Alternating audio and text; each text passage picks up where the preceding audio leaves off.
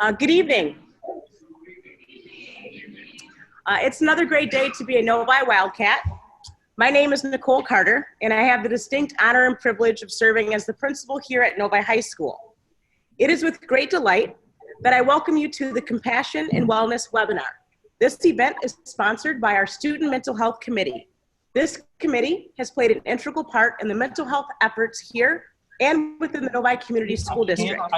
3 years ago, we conducted a survey of stakeholders, and the number one area of concern articulated by students, staff, and parents was mental health. As a result, I launched a staff and student mental health committee to dig deeper into this topic, to build awareness, and to reduce the stigma. At the core of our work is that we want every student in our school to have at least one trusted adult they believe is their advocate and ally. We want students to know that as a community, we believe in you. You are enough, you are loved, and you matter. Raising student voice is critical when striving to make a difference in school culture and climate. As Margaret Mead once said, never doubt that a small group of thoughtful, committed citizens can change the world. Indeed, it's the only thing that ever has. These students are the pulse of our high school, and their collective efforts are making a profound impact. Please join me in welcoming Laya Ayer, who is a Wildcat who has spearheaded this entire webinar event. Welcome, Laya.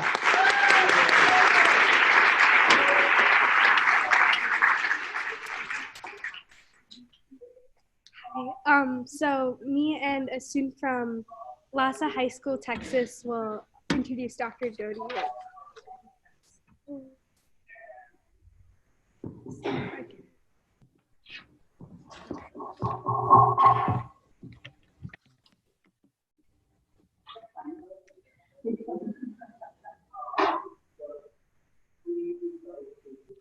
Hi everyone, welcome to the Compassion and Mental Wellness webinar. Thank you guys so much for making it out here tonight, and a huge thank you to the 3 high schools for helping to host this event, Lhasa, Novi, and Troy. My name is Leah Kumar, and I am a student here at Lhasa High School in Austin, Texas. My name is Laya Ayer, and I'm a student at Novi High School. So for those of you who don't know who Dr. Doty is, he's a clinical professor of neurosurgery at Stanford. He's also the founder of C-Care, where he does a lot of research work on compassion and altruism and how we can use those things to make meaningful changes in our lives and in the world. I met Dr. Doty for the first time 2 years ago at a mental wellness conference in California, and I got the chance to attend his talk and was immediately interested in the work he was doing as a professor of neurosurgery, studying things like compassion and kindness. I was intrigued by the link he was exploring between factual science and abstract ideas and concepts. Soon after the conference, I read his book, Into the Magic Shop, and learned more about his 10-letter philosophy, what he called the alphabet of the heart. After reading his book, I sent him an email about how I was interested in the work he was doing. He quickly got back to me and was enthusiastic about getting more students involved in what he called the compassion revolution, something he'll go into a little bit later.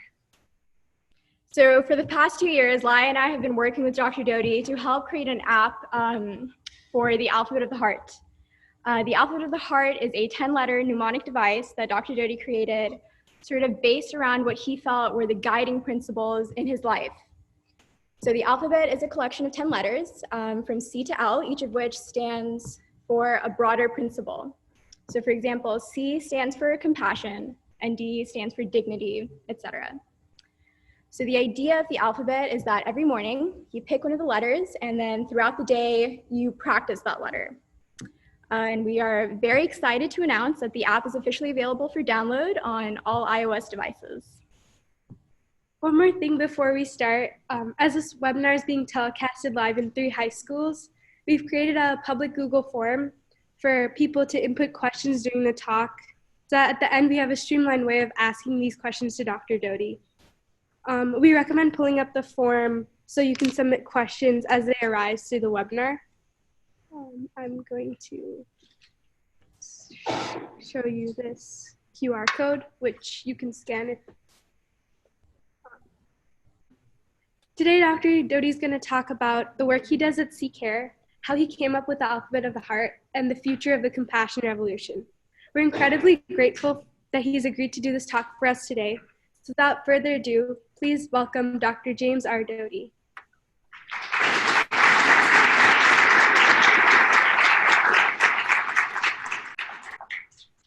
Well, first of all, I just want to thank Laia and Leah for engaging with me. And also to each of you at Troy and Novi and LASA, and to those in the administration who supported this effort. Dan House at Troy and Mrs. Carter at Novi and Ms. Salinas, thank you. Before I begin, I just would like you to reflect for a moment on something that oftentimes we get lost in. And what we get lost in sometimes is how we feel about ourselves.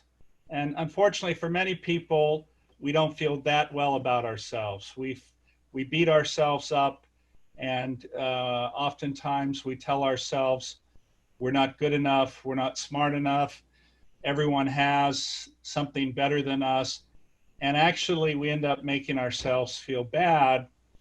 And I want to tell you a story related to that about my own life experience. But before I tell you about my past and my background, let me tell you a little bit about what I do today and some of the things I've accomplished that have allowed me to be here. Obviously, I went to college, I went to medical school, I became a neurosurgeon, I became a professor at Stanford, I was a successful entrepreneur, I ran a company that went public for $1.2 billion. And what's interesting about that is that as I was doing that, I thought that accomplishing all those things would make me feel happy, and that having all those things, having accomplished all those things, would make me feel good. And the reality was that they didn't. And what I learned was that external things don't make you happy. It's how you feel inside that makes you happy. And I often tell people that until you have peace inside yourself, it's very hard to have peace outside of yourself. So let me tell you my own story about growing up and my situation, and hopefully that'll give you some insights into why I do what I do today, and also make you understand how important being nice to yourself is in terms of your own happiness in the future. So many people think in my position now, and if they look at me and if they talk to me or they meet me, they make an assumption, like so many of us do when we meet someone. We make a judgment about them. And they make the assumption that I grew up in a privileged background, that I had the resources and was very smart, and that allowed me to be here with you today. But my real life growing up is not that life. I grew up actually in poverty. My family was on public assistance my entire life until I left home. My father, sadly, was an alcoholic, and my mother had had a stroke and was paralyzed when I was a child and was chronically depressed to such a degree that she attempted suicide multiple times. As a result of our poverty, we were evicted from different places, sometimes I was hungry. And some of you may have had similar experiences. And when you're in that situation, it makes you feel bad for all sorts of reasons. It makes you feel bad to be hungry. It makes you feel bad to be homeless. But what's worse is that you feel powerless.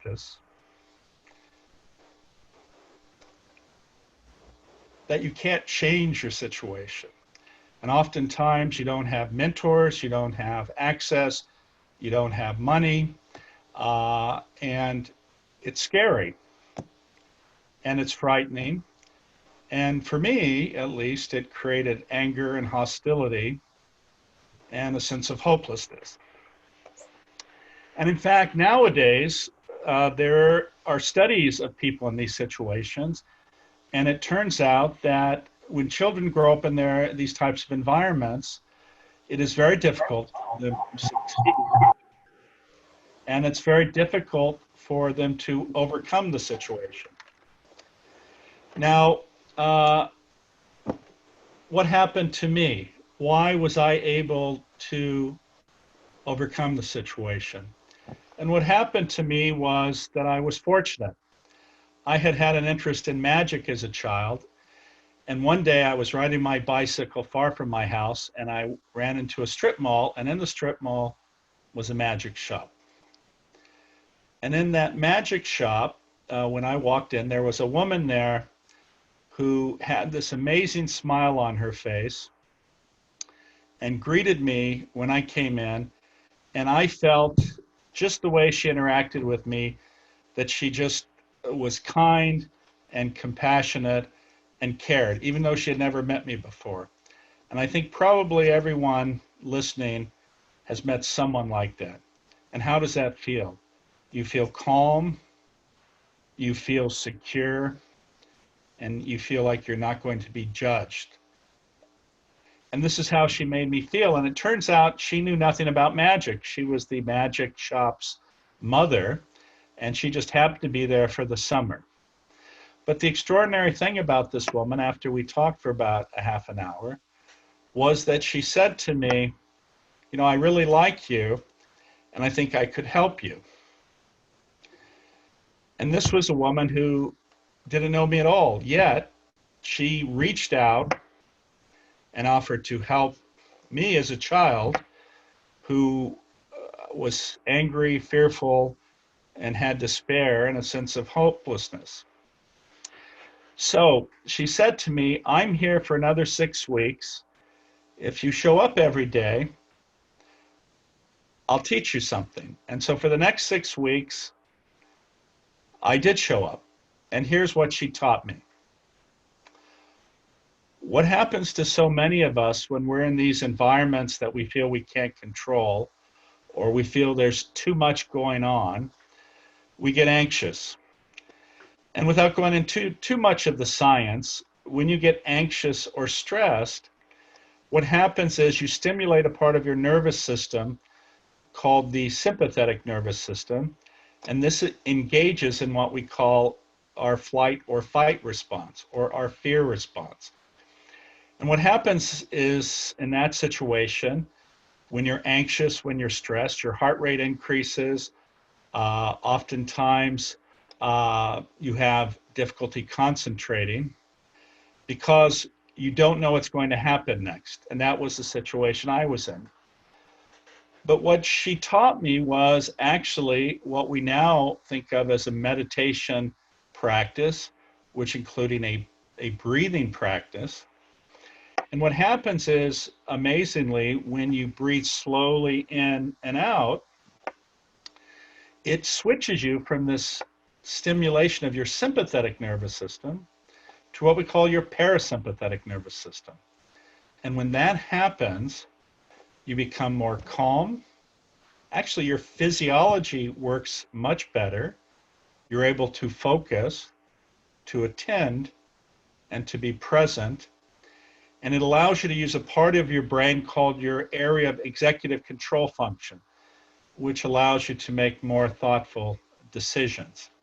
Now, why is that important? because until you can attend or be present, it's very hard to be focused.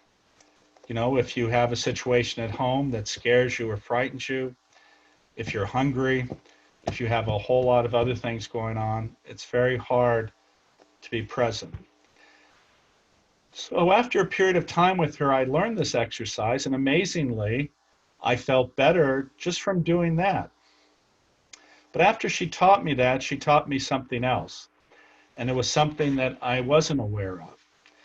And whether you're your age or even my age oftentimes, for many of us, we have a voice going on in our head that says we're not smart enough, we're not good enough, we're going to fail, nobody likes me, and it goes on and on and on. And when I was a kid, I thought that was real. I thought that voice meant something. And what she taught me was that oftentimes when we hear negative things, because of our evolution as a species, negative things are oftentimes associated with something bad happening, that we put that inside of our head and we create a narrative that we believe is real. But when you say, I can't or it's not possible, the reality is that you start building walls around yourself because you believe you can't do certain things. And this was where I was when I walked into that magic shop. And she made me understand that that narrative or those statements were false. And it allowed me to change how I looked at the world. Because before, I thought I could not do anything. I believed I could not succeed in college. I believed that there was no way I could be successful. And what she allowed me to do was what we call now be compassionate to myself, to be kind to myself, to understand that I actually worthy of kindness. And amazingly, many people don't feel they're worthy of kindness, or what we call self-compassion.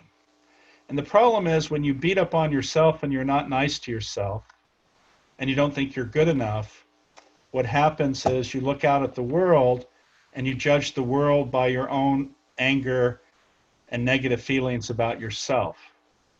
And you project that onto other people.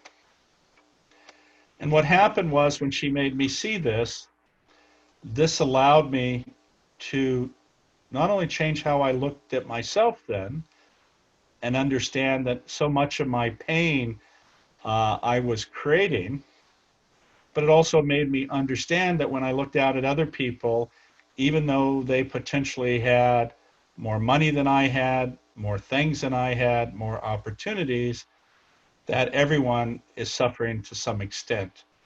And oftentimes people put on a mask that everything is fine, when in fact deep down inside they're hurting a great deal. And so when she made me realize that, it started to change things. And the other thing she taught me was how to manifest my dreams and aspirations.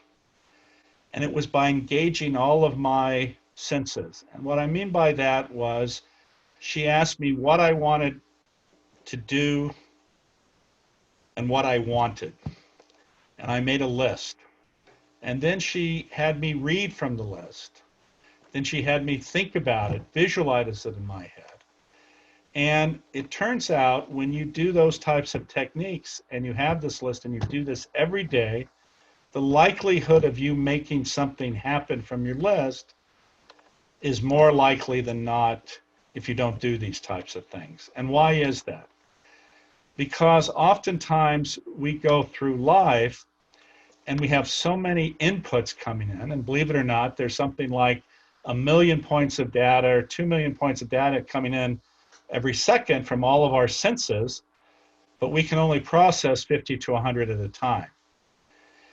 And as a result, you're missing a lot of information. As an example, what happens is I will see a patient, and a patient will come in, and I'll tell them their diagnosis. And they'll say, my goodness, I've never heard of that before. And then I see them a few months later and they said, you know, it's amazing, since you told me that, I've run into 5 people who have that. And why is that? Because once they learned that and it was in their subconscious, they attuned their hearing or their reading to see that. And the same thing happens when you have goals and aspirations. When you put them into your subconscious, then you start listening and looking for opportunities related to the goals you want to manifest. As an example, somebody may say, wow, I have a program for students during the summer who are thinking about becoming doctors. And if you hadn't been attuned to that or had not written down that as your goal, let's say, you may not have even heard that. And it's also like being at a party and someone saying your name. Immediately you turn. And this is what happens when you lay down goals and intentions and use those techniques. And this is now very common also in athletics.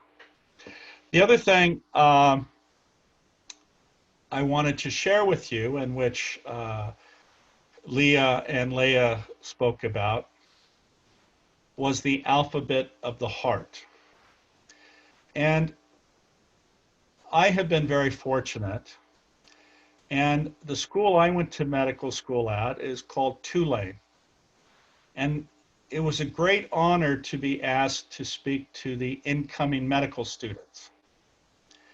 And there's something called a white coat ceremony. When a student is about to start medical school, they're given a white coat, they're given a stethoscope, they take something called the Oath of Hippocrates, and then typically there is an individual who speaks, who represents the highest ideals of medicine.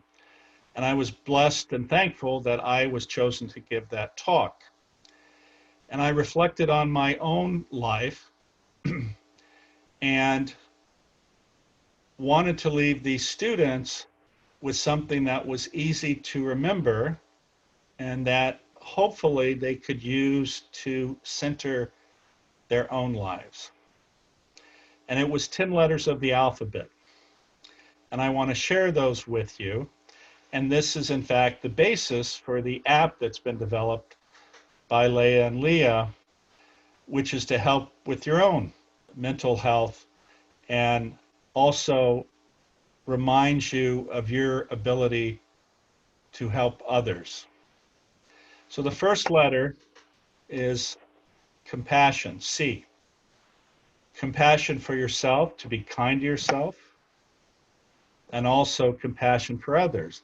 And compassion means recognizing that someone's hurting or in pain or in need, and you reaching out to help them and alleviate their suffering. The second is dignity. Everyone wants to be accepted. Everyone wants to be liked for who they are. And that's called dignity. And sometimes people look at other people as less than they are.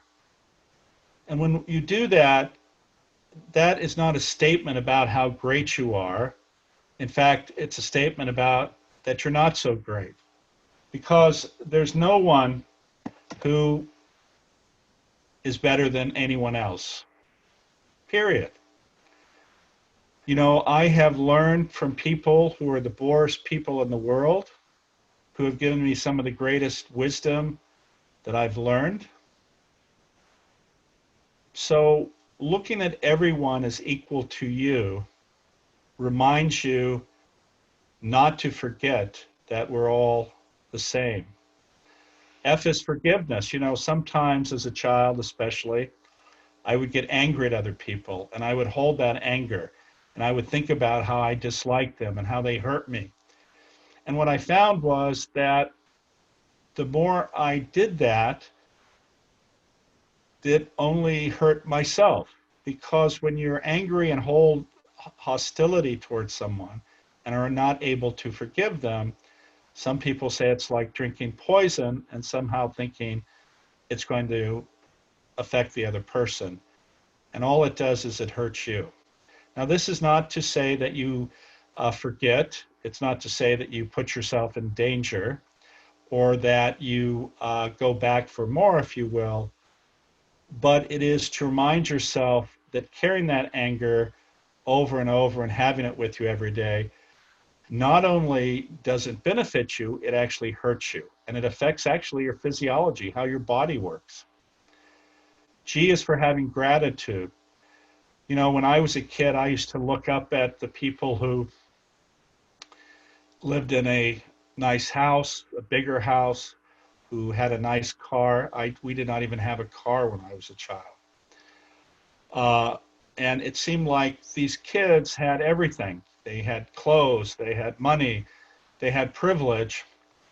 And what I found was, as I got a little older and spent time with many of these children, they had their own problems that were just as painful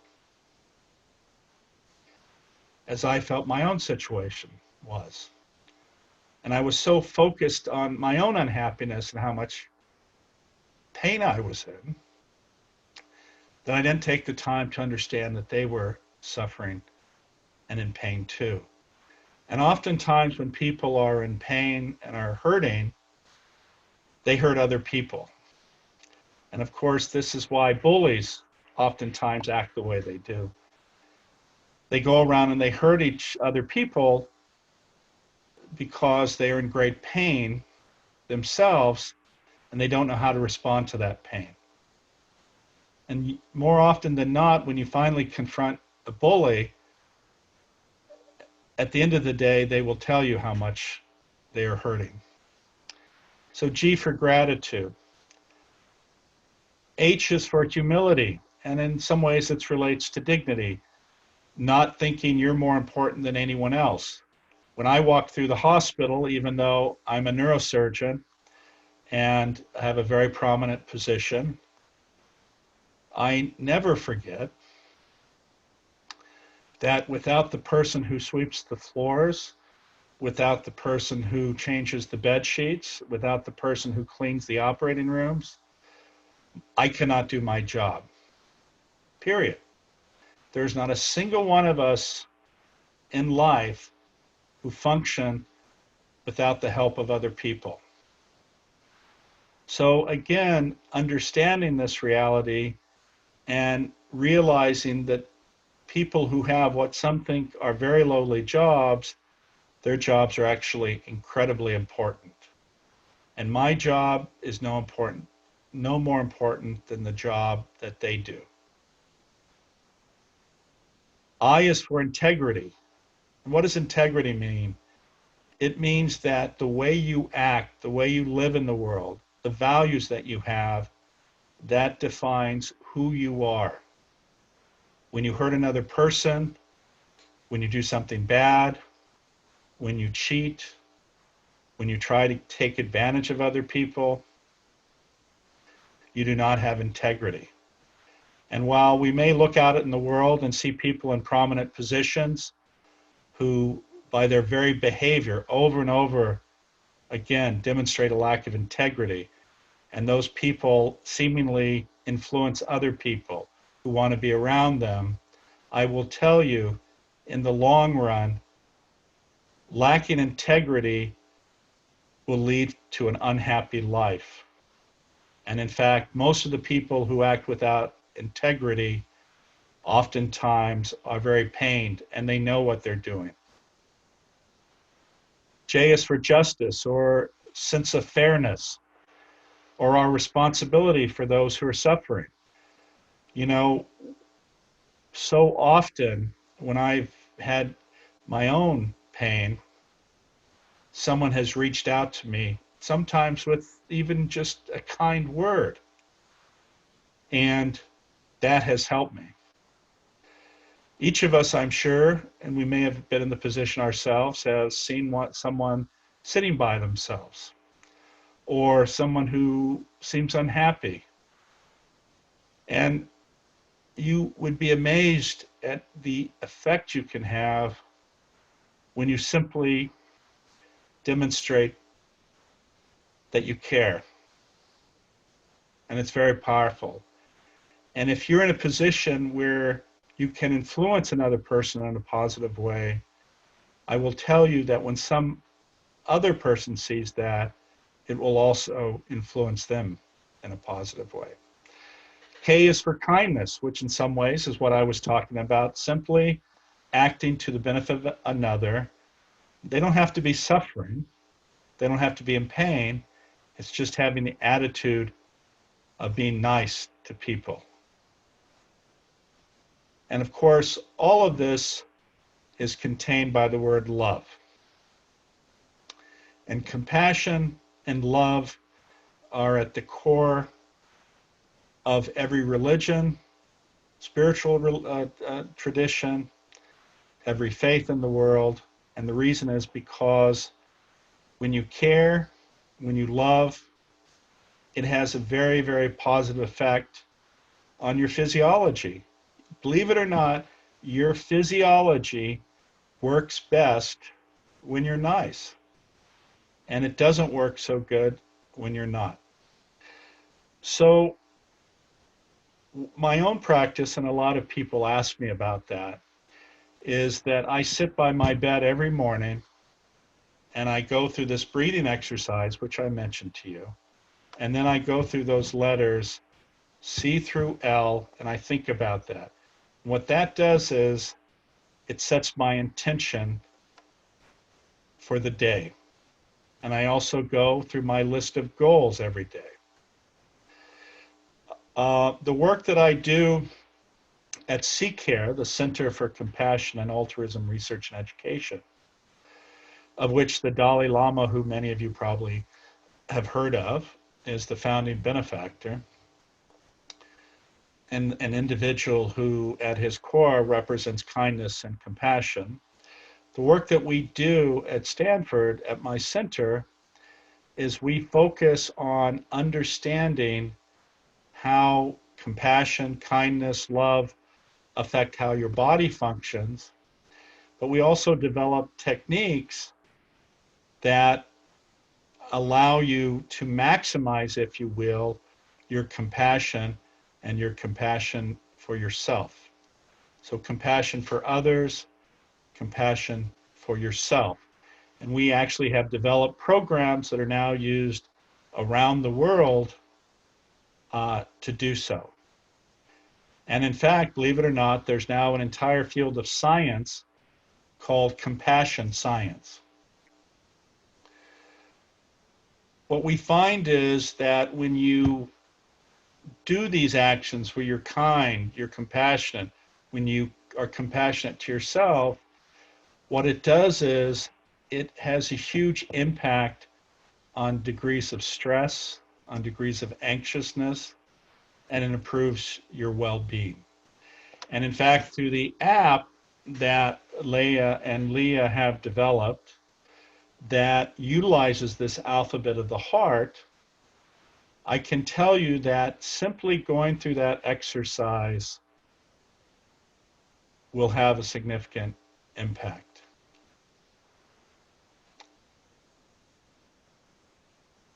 Leah mentioned a compassion revolution. And in the next several months, you'll be hearing something about a World Compassion Festival. But I believe that each of us has the ability to make one person's life better every day, period. And you would be amazed when you walk out of a room or your house, and that is your goal and your intention, you will be amazed at how good you will feel every day by doing that. You know, I have tried to make that a practice in my life of every day attempting to make one person's life better. And you never know what that translates into. As an example, I ran into a woman who I only met a few times, and she said to me, she said, "I so want to thank you." And frankly, I could not remember what she was thanking me for. But what she was thanking me for, I found out, was because at a very difficult time in her life, I sat with her and talked to her for about 15 minutes. But that 15 minutes for her at that time in her life had a profound, profound positive effect and allowed her to see the world a different way and allowed her to make decisions that then had a huge, profound effect on her life in a positive way. And yet, even though I didn't remember it specifically, it did. Just as that woman in the magic shop reached out to me, without that interaction, my life would be profoundly, totally different. And I'm hopeful that who I have become is an honor to the time she spent with me spreading her message of compassion and love. Some of this that I'm talking about may seem above your head. It may seem that it's a little complicated. It may seem far away from you. But what I can tell you is that the actions you do every day are the actions that set the stage for who you become and what you do in the world. And there is not a single person, and I know it seems very, very far away to think about being my age, and I'm 64, or potentially being much older, or potentially dying. But what I will tell you that even today, the thing that you will think about as you get much older is how you're going to be remembered. And somebody asked me that question recently, and my answer was as follows. After I'm gone, and when people think of me, I hope that the words of compassion, integrity, and love come to mind. If that can be your legacy and my legacy, then you know that you have fulfilled your purpose in this world. So thank you very much. And if there are any questions, please ask.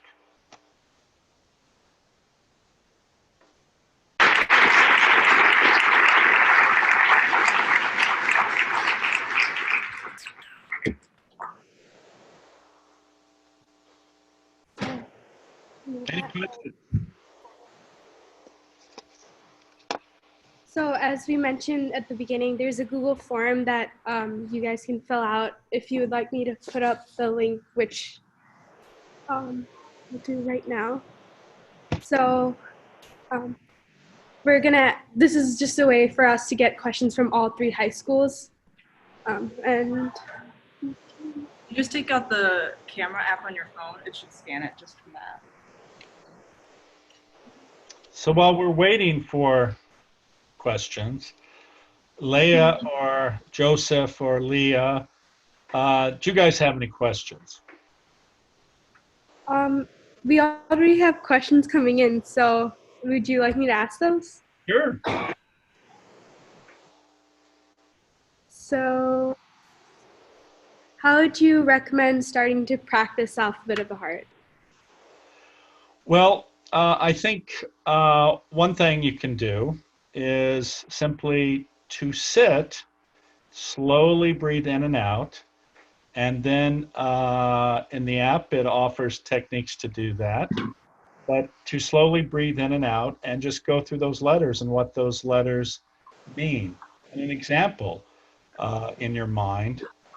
And also, whenever you get anxious or fearful, just sit, breathe, take a minute or two, and just pick one of those letters and just sit with what that means. And then at the end of that, think about what it feels like to be loved. And that may seem strange, and some people may say, wow, what does that mean? And, I think back for myself, believe it or not, when my mother cared for me and what that felt like. And for most of us, it makes us feel warm and it makes us feel calm. That's when you feel your best. That's when your physiology works its best. And being able to calm yourself down and recognize that oftentimes that fear or stress or anxiousness is artificial, and that because we create most of this, and if we're able to calm ourselves down, we see the world with a little bit more clarity, and it allows us to function better.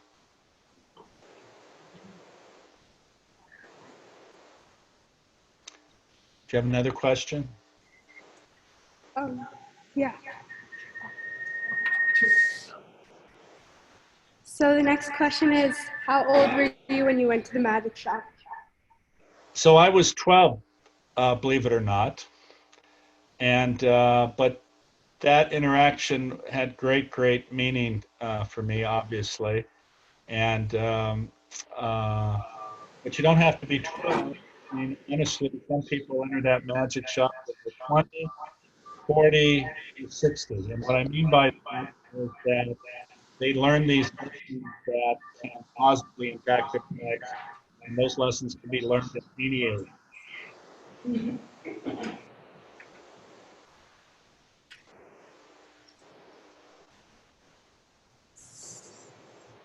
So the next question is, if there's one thing you want people to take away from your book or this webinar, what would it be? Be nice. Be kind. That's it.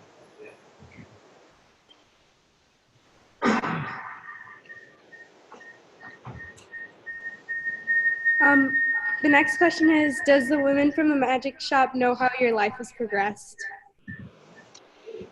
Well, the interesting thing about that is that she was in her 50s when I met her, and I was 12. So by about 6 or 7 years after I met her, unfortunately, she got breast cancer and died. But and the thing is, after she did this, I went back to the magic shop a period of time later, and actually the magic shop was closed. I never met her again. Over there, it's not coming through the system. As we tested earlier. Did you hear the answer? Sorry, we're having some technical issues. Okay, so the next question is, does it make me a bad person to have had moments of anger or hostility in the past? No, that just means you're human. All of us have anger and hostility. It's how you deal with it. Wasn't working There's fine someone before. by the name of And it just Viktor stopped. Frankl, and many of you may not have heard of him, but he wrote a book, Man's Search for Meaning. And he was a psychiatrist who was in a concentration camp during World War II, in a Nazi concentration camp. Over here. And what he said was that the most important thing you can learn is that how you respond to an event. And eventually what you can disagree or act out in certain ways, negative ways. And what happens is we're approached with an event where somebody comes on to us aggressively or not nice, our normal tendency is to respond back to them in the same way. And what he said is, though, that your freedom lies between the event or the stimulus and your response. Because if you respond back with negativity, that usually never improves the situation. The best way to respond is either to not respond, to understand that the way they are acting may have nothing to do with you, or the other way to respond is to leave, versus your first instinct, which is to attack or confront. The next question.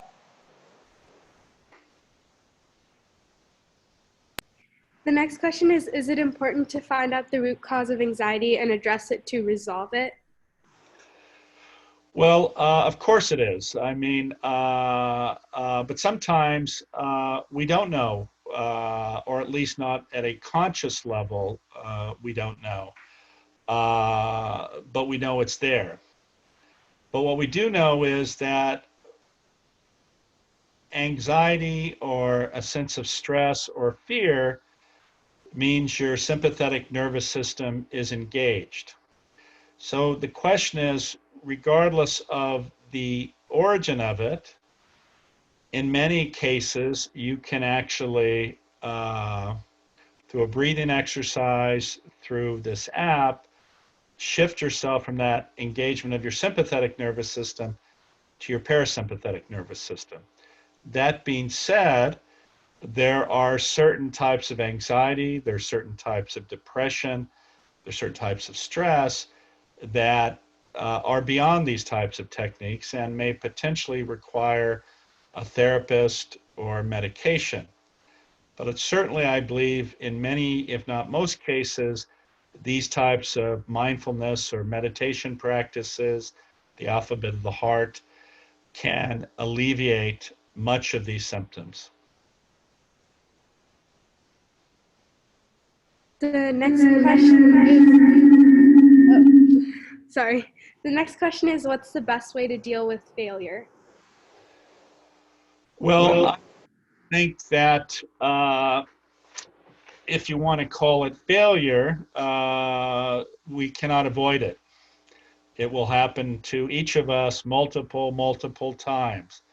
Because if you don't have failure, it means you haven't tried to do something that's hard.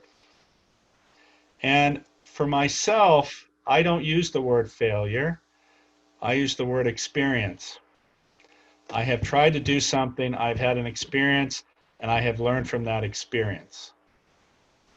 Failure oftentimes is looked in a very negative way, and you beat yourself up for not having, quote unquote, succeeded. The fact of the matter is that, that if you can overcome failure and look at it as a way to learn, then actually that's a gift. So I don't look at the word failure necessarily in a negative way.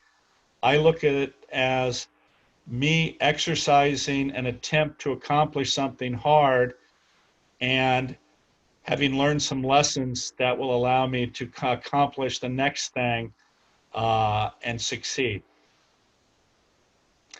The other thing I'd like to say is that success is not an endpoint. Success is a path or a journey where the actions you do as a human being to improve yourself and the lives of others, that is success. The other thing that happens to people is they get attached to the outcome and not the journey. And this also has to do with your question. When you get attached to the outcome and it's so important to you, And if you're not able to achieve that outcome, then you feel bad. If you look at the path to that outcome as the journey of learning lessons, whatever happens at the end, as long as you know you did your best, that is success in my mind. It's not the goal necessarily, it's how you get there.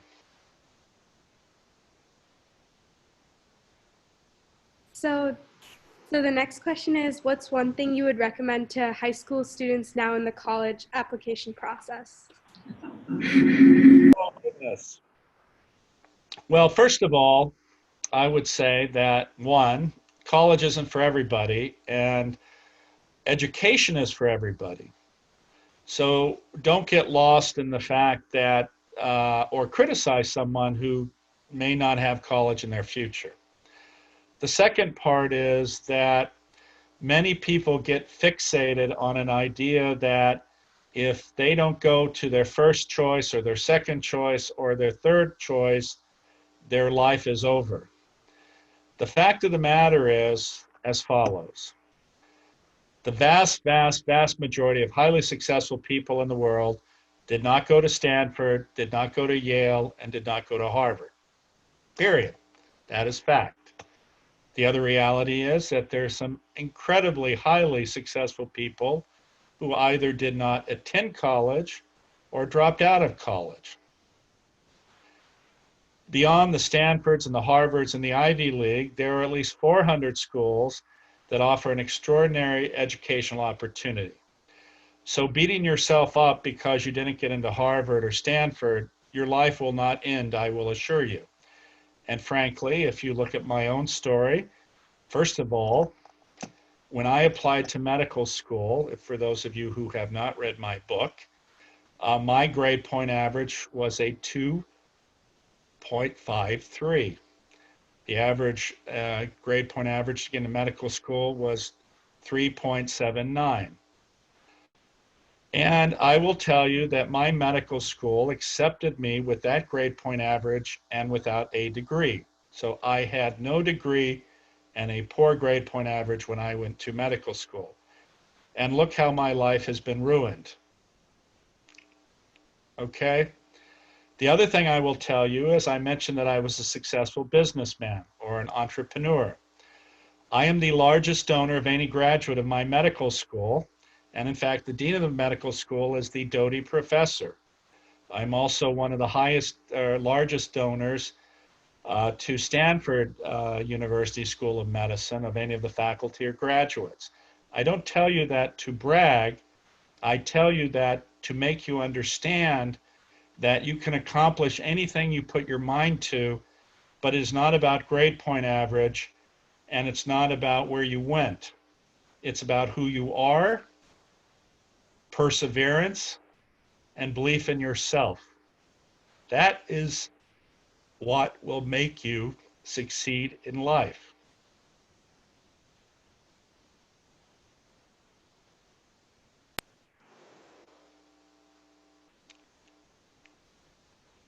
Sorry. So the next question is kind of related to that. How did you stay so motivated all of your life?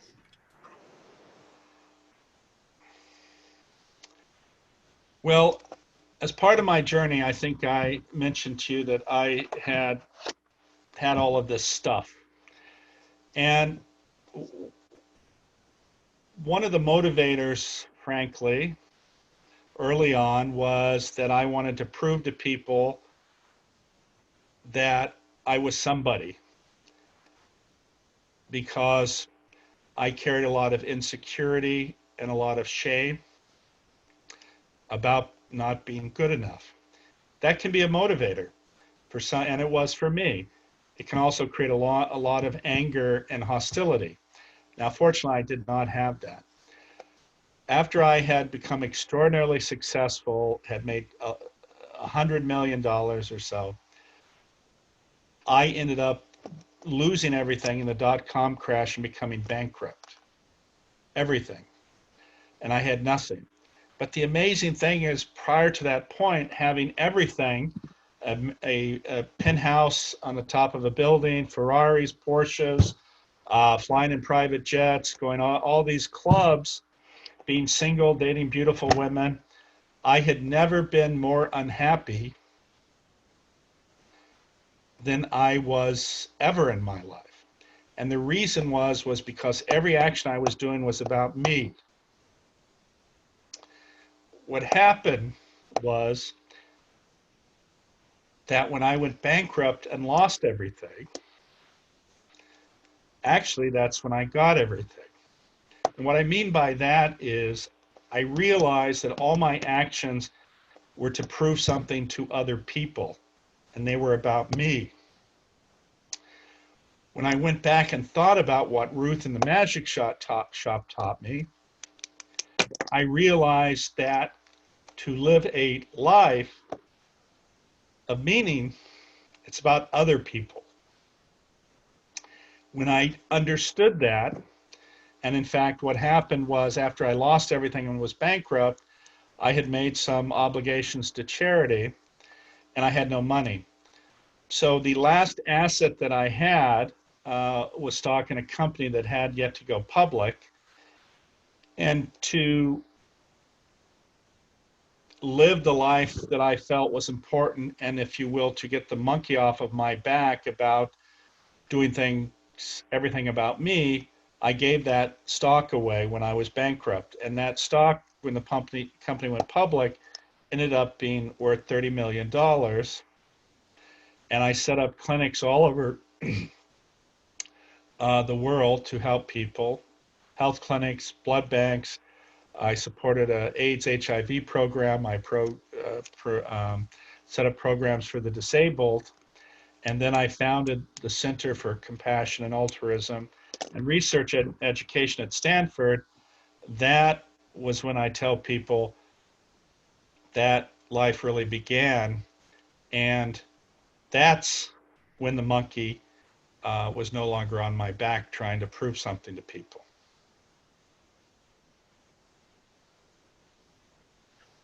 Okay, so that was our last question. We still do have a couple more questions left, but we've run out of time. So we'll have Dr. Doty answer the rest of the questions and pass it along through the schools. Well, again, thank you so much. It's been a joy being with you. I hope at least a few of the words I said will be helpful. And please, if you can, look at Leah and Leah's app. It's wonderful. And if there's anything I can do for any of you, or if any of you want to send me a question privately, Leah has my email, and I'll be happy to answer. So take care, and much love to you.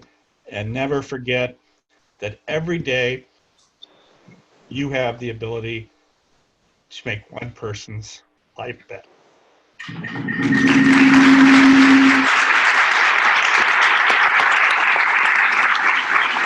Good.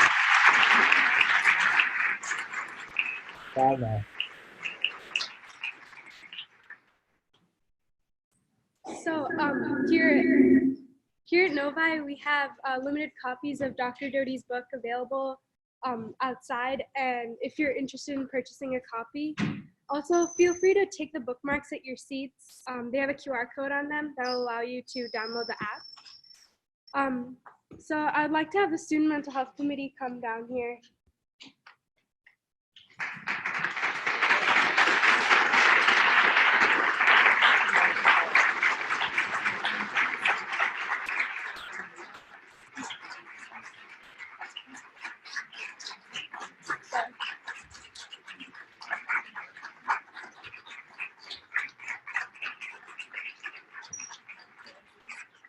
I'd like to thank the Student Mental Health Committee, our school principal, Ms. Carter, Ms. Debbie, our auditorium manager, Mr. Lucas, Dr. Weber, Ms. Matson, and all the others involved in making this event a success.